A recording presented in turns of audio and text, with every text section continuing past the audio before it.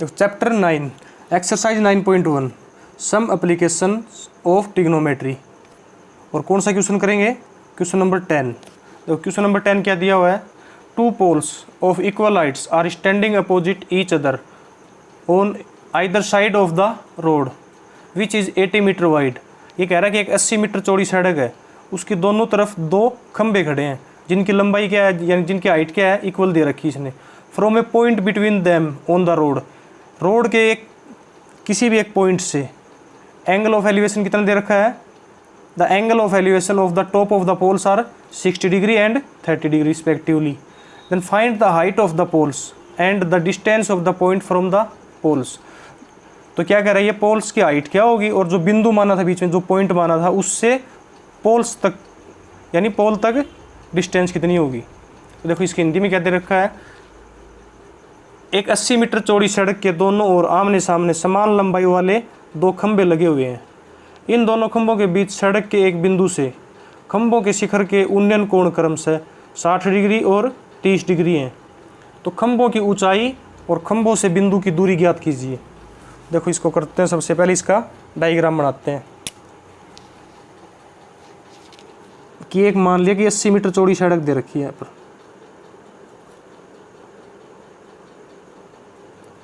ये 80 मीटर चौड़ी सड़क मान ली, ये एक खंभा मान लिया और इसी लंबाई इसी ऊंचाई का दूसरा खंभा मान लिया। दोनों इक्वल लेंथ के दे रखे हैं और ये 80 मीटर चौड़ी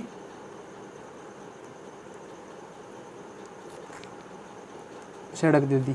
ये कह रहा है कि खंबे के टॉप से एंगल ऑफ एलिवेशन कितना दे रखा है? ये कोई पॉइंट मान लिया, कहीं पर भी मान सकते हैं पॉइंट। एंगल ऑफ एलिवेशन एक तो 60 डिग्री दे रखा है और इसी पॉइंट तक दूसरा एंगल ऑफ एलिवेशन कितना दे रखा है? 30 डिग्री दे रखा है। तो देखो ये क्या होगा? ये खंबे की हाइट होगी दोनों की, यानी परपेंडिकुलर पी। ये ए बी सी डी और ई। तो ये कह रहा है कि इस पॉइंट से यहाँ तक की डिस्टेंस कितनी होगी और पोल्स की हाइट कितनी होगी। तो देखो कंप्लीट कितनी दे रखी है? बी और डी की लेंथ यानी यहाँ से यहाँ तक कितनी दे रखी है? 80 मीटर। इसको एक्स मान लेते हैं। सी और डी के बीच कितनी मान ली? एक्स। तो ये कितनी बच गई? ये वाली, ये बच गई 80 माइनस एक्स। क्यों? कंप्लीट 80 है। अब इन दोनों को ऐड करेंगे 80 माइनस एक्स और एक्स को, तो वापिस कितनी बच जाएगी? 80 बच जाएगी। तो बी और सी के बीच की कितनी बच गई? 80 माइनस एक्स। तो अपने को यही फाइंड आउट करना है, एक्स की वैल्यू फाइंड आउट करनी है। एक्स की वैल्यू आने के बाद इस पॉइंट से दोनों खंभों के बीच की डिस्टेंस आ जाएगी और परपेंडिकुलर यानी हाइट ऑफ पोल्स निकालनी है। तो देखो सबसे पहले क्या करेंगे? पंडित बद्री प्रसाद हर बोले, ये tan थीटा यूज होगा इसके अंदर। क्यों? क्योंकि परपेंडिकुलर निकालना और बेस दे रखा अपने को। तो देखो इसके अंदर दो ट्रायंगल बन रहे हैं, कौन कौन से? एक तो ए बी सी और एक सी डी ई। तो सबसे पहले क्या कर लेते हैं? एक्स की वैल्यू निकाल लेते हैं यहाँ से। तो कौन सा ट्रायंगल लेंगे? ट्रायंगल सी डी और ई। तो ट्रायंगल सी डी ई के अंदर थीटा कितना दे रखा है? In triangle C D E, C D E. तो थीटा कितना दे रखा है इसमें? थीटा दे रखा अपने को 60 डिग्री। तो देखो क्या लेंगे? tan थीटा लेंगे। तो tan थीटा यानी थीटा इक्वल टू कितना लेंगे? 60 डिग्री। तो tan 60 degree equal to P by B, perpendicular by base. तो परपेंडिकुलर अपने को पता नहीं है, तो बेस एक्स मान रखा है। तो क्या रख दें? पी अपॉन बी की जगह एक्स रख दिया। तो देखो tan 60 की वैल्यू क्या होती है टेबल के अंदर? tan 60 की वैल्यू होती है हमेशा √3 equal to P upon X. यहाँ से p की वैल्यू आ सकती है, x डिवाइड में है तो इक्वल से उस साइड में जाएगा तो मल्टीप्लाई में आ जाएगा। तो p की वैल्यू कितनी आ गई यहाँ से? p यानी दोनों की हाइट सेम है तो n√3 इंटू एक्स, ये आ गई p की वैल्यू। तो इसको इक्वेशन 1 मान लेते हैं। तो देखो अब क्या करेंगे, अब दूसरा ट्राइंगल लेंगे। कौन सा triangle? ABC। Now in triangle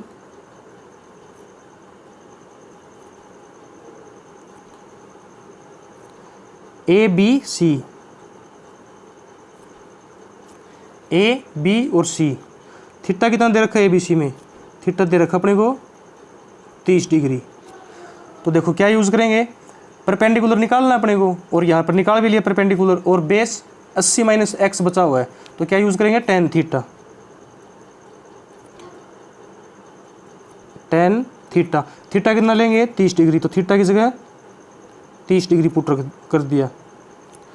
ten 30 equal to P by B, P by B. तो देखो यहाँ से बेस की वैल्यू रख सकते हैं 80 माइनस एक्स, और P की वैल्यू कितनी आई हुई है? P की वैल्यू आई हुई है, देखो P की वैल्यू √3x रख रहा हूँ यहाँ पर मैं। कहाँ से? इक्वेशन 1 से। ये थोड़ा ध्यान रखने वाली बात है। तो P की वैल्यू क्या रख दूँ? √3x डिवाइड बाई B कितना दे रखा है? ट्राइंगल ABC का बेस कितना दे रखा है? 80 माइनस एक्स, जो कि हमने x मान के फाइंड आउट किया है। तो बेस इक्वल टू क्या रख दिया?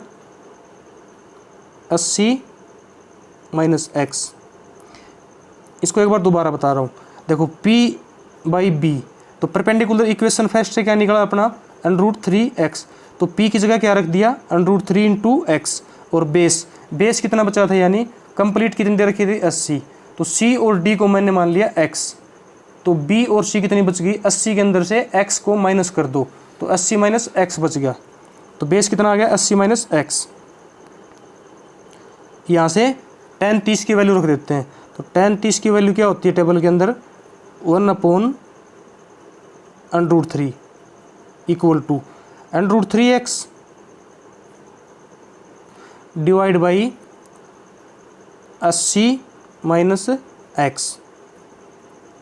अब देखो अपने को x की वैल्यू फाइंड आउट करनी है, तो क्या करेंगे?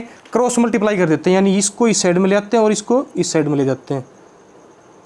तो देखो यहाँ पर क्रॉस मल्टीप्लाई करते हैं, तो 80 माइनस एक्स की 1 से मल्टीप्लाई करेंगे तो 80 माइनस एक्स, और √3 की इसके साथ में मल्टीप्लाई करेंगे तो क्या आ जाएगा? √3 की मल्टीप्लाई कर दी, और पहले क्या था? √3 इंटू एक्स। देखो √3 इंटू √3 की मल्टीप्लाई क्या होती है हमेशा, यानी 2 √3 की मल्टीप्लाई क्या होती है? 3 होती है, कंप्लीट 3 बन जाएगा। तो क्या आ जाएगा? Equal to √3 into √3 equal to complete 3 बन गया, और क्या साथ में क्या है? x। तो 80 माइनस एक्स इक्वल टू कितना आ गया अपना? 3x। तो देखो एक x इस साइड में है, ये माइनस का है, तो इक्वल से उस साइड ले जाएंगे तो क्या हो जाएगा? ये प्लस का x हो जाएगा। तो क्या आ गया? 80 इक्वल टू, ये माइनस का x उठा के उस साइड में ले गए, तो क्या हो गया? 3x, तो प्लस का हो जाएगा ये 3x प्लस x। तो क्या हो गया? 80 इक्वल टू 3x और x को ऐड कर देंगे तो कितना हो जाएगा? 4x। इससे आगे एक बार यहाँ करते हैं, देखो 4x आ गया। तो देखो 4x इक्वल टू कितना आ गया? 4x इक्वल टू आ गया 80। तो यहाँ से x की वैल्यू निकाल सकते हैं, x equal to 80 divide by 4 equal to 4 2 जा 8, कितना आ गया? 4 1 जा 4, 4 2 जा 8, 20 आ गया। तो x की वैल्यू कितनी आ गई? यहाँ से x की वैल्यू आ गई अपनी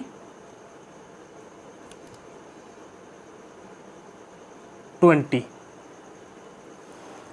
तो x की वैल्यू अगर 20 आ गई, जो किसके इक्वल है? इसको मान लेते हैं एक बार इक्वेशन 2।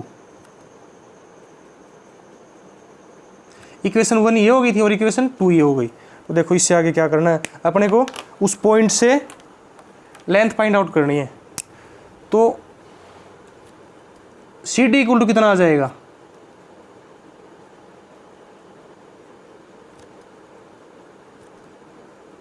सी डी कितना आ गया, C D equal to, C D आ गया अपना 20, और किस में दे रखी है वैल्यू इसकी यूनिट, 20 मीटर में दे रखी है, यानी 80 मीटर में दे रखी, तो 20 मीटर आ गई देखो। एंड बी और सी, यानी बी और सी के बीच की डिस्टेंस कितनी आ जाएगी,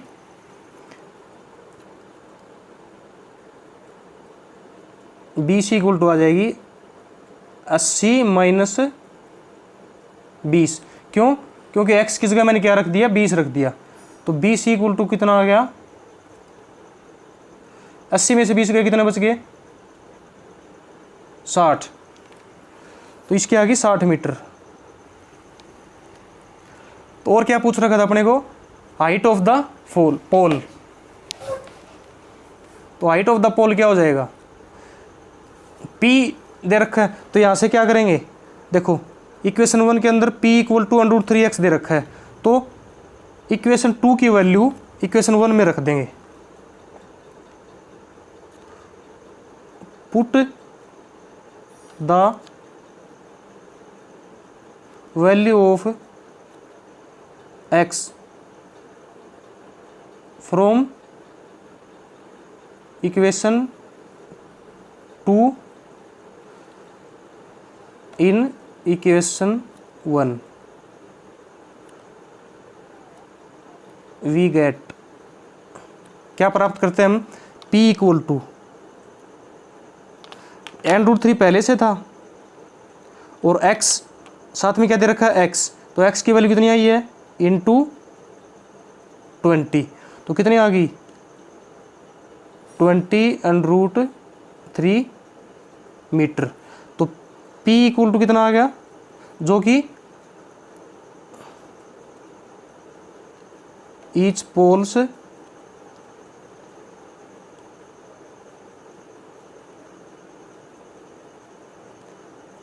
जो कि P क्या है, जो प्रत्येक पोल की हाइट है, कितना आ गया 20√3 मीटर, तो ये इसका आंसर हो गया।